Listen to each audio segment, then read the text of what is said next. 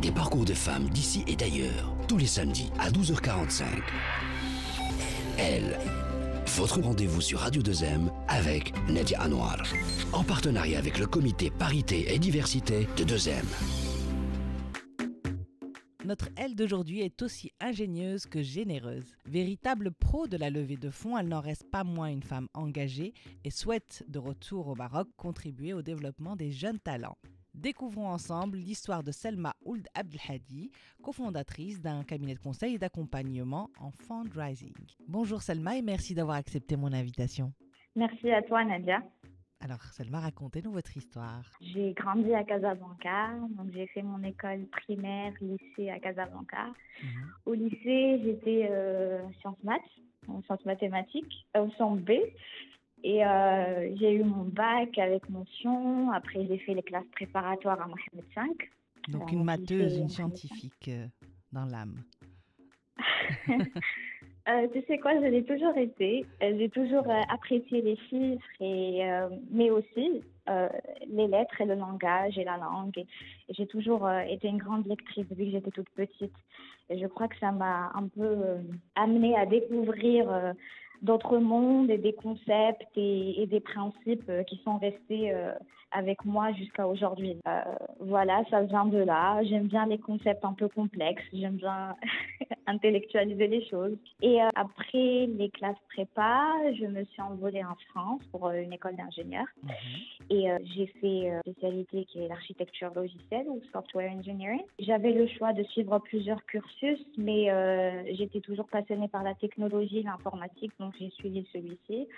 Et donc voilà, après j'ai eu la chance de faire quelques stages dans des entreprises françaises ou le stage qui m'a le plus marqué, c'était un stage dans un laboratoire d'intelligence artificielle dans le sud de la France. Ça m'a ouvert sur les possibilités de la recherche, du machine learning, de l'intelligence artificielle et tous ces secteurs sur l'innovation de l'avenir, de l'innovation qui vont vraiment changer, pas seulement l'économie ou l'état du monde, mais le sens même d'être un être humain.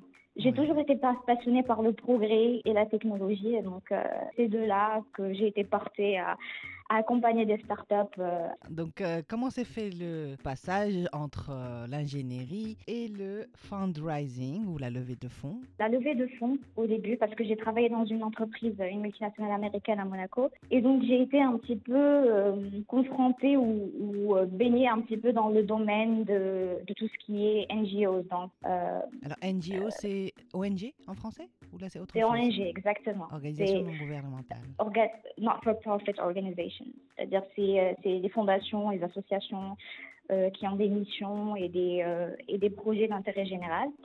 Et donc, j'ai été un petit peu introduite à ce monde. On avait travaillé avec une équipe qui avait travaillé avec la fondation du Prince Albert, qui est for Ocean Preservation, c'est-à-dire la préservation des océans, qui aide pour le climate change et tout ça. Et donc, j'ai eu la chance de travailler avec plusieurs organisations. Et ça s'est développé. Je suis passée au domaine de la levée des fonds, dans un sens où j'organisais des fundraisers pour les associations. Et j'ai eu l'occasion de travailler avec des fondations magnifiques comme Football for Peace, Intercell Foundation, Camo, Rise of the Butterfly, Vihara Foundation. La liste est longue, j'ai pas envie d'en oublier. Oui, la liste est très longue, on en a parlé en coulisses. C'est vrai que c'est des très très très belles actions humanitaires et vous y avez contribué à votre échelle. Et j'ai essayé de faire de mon mieux avec la levée de fonds pour aider des projets, soit l'idée par des femmes, soit pour les femmes, pour l'éducation surtout. C'est vraiment le sujet qui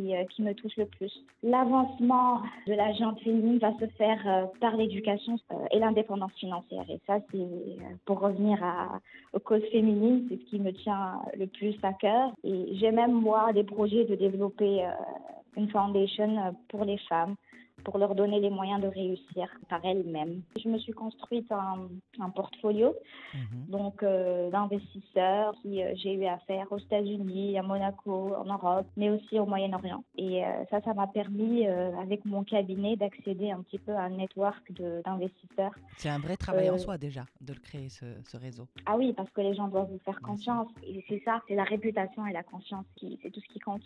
Je me suis associée par la suite à Sacha Koutsenko, studio et on a cofondé un cabinet d'accompagnement et de levée de fonds. Donc, on a accompagné quelques startups et des projets prometteurs. Et on l'a pas toujours fait pour de l'argent, pour des fees. On a sur beaucoup d'occasions, on a collaboré avec des founders, c'est-à-dire des créateurs de start-up ou des porteurs de projets auxquels on a cru et qui nous ont inspirés. Et ce qu'on faisait aussi, on ne faisait pas que des levées de fonds chez des investisseurs privés. On essayait aussi de trouver des subventions, des crédits, parce qu'on avait aussi des relations avec des institutions bancaires ou la BPI France, la French Tech et tout ça. Et on essayait d'aller faire travailler nos contacts pour trouver des subventions ou des fois sans vraiment... on n'avait même pas de pourcentage dans la chose, c'est juste pour aider le founder, pour l'accompagner. Dans tout ce qui est, on montait le business plan vraiment précis, c'était presque quand l'idée jaillit, nous on intervenait, on les rencontrait. Sur quoi vous travaillez actuellement? Quels sont vos projets au Maroc? Mon projet au Maroc actuellement, c'est de monter une VC firm, donc c'est une sorte de fonds. Je suis en train de lever des fonds un peu partout, des investisseurs pour réaliser ce rêve. Et ça va vous parler, Nadia, je suis en train d'essayer de construire une équipe 100% féminine et d'avoir aussi une priorité d'investissement dans les startups qui sont fondées par les femmes. On a vraiment des potentiels dans ce domaine, notamment dans le monde de la tech et de l'innovation. C'est ce domaine que vous visez en particulier. C'est exactement ça, mais pas que dans l'agriculture. Très bien. Pas que. Je suis vraiment ouverte à tout type de projet. Ça va dépendre juste de la personnalité du founder et si ça match entre nous et on y va, quoi. Donc, c'est juste un appel un petit peu que je vais lancer.